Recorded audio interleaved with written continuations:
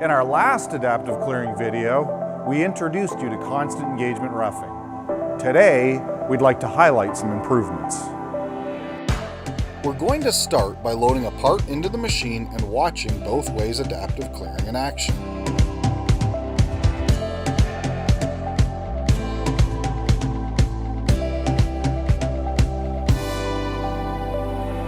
Here, we can clearly see an adaptive toolpath producing both climb and conventional cuts.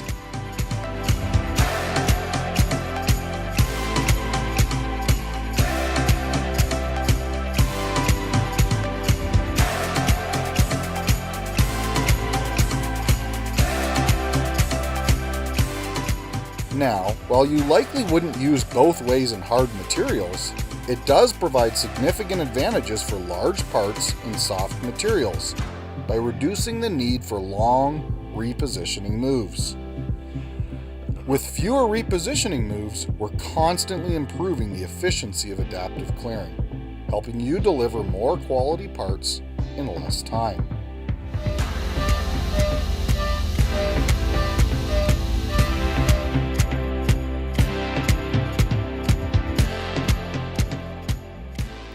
Of course, the truth is you wouldn't use the same cutting parameters in both directions.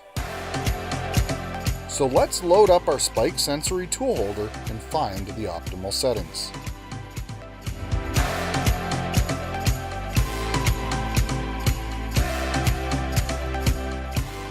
In this first cut, we'll use the same engagement for both climb and conventional cuts.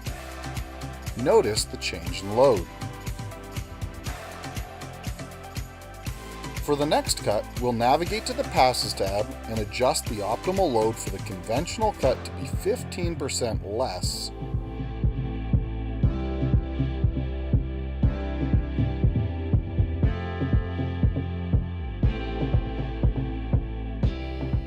We can accept the changes, run a quick simulation, and load the program into the control.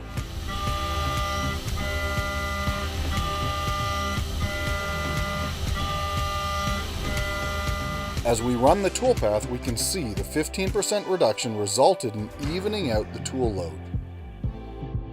Before we move on, one quick cautionary note. As we start pushing the limits of these powerful tools, we do need to understand the forces involved. We most often think of simply breaking a tool, and that's probably the safest thing that could go wrong. Another thing we've experienced while pushing the limits is the part pulling from the work holding. This can cause damage to the machine, or worse, injure the operator. Shaft and holder avoidance allows us to produce collision-free roughing strategies that are fully aware of the in-process stock.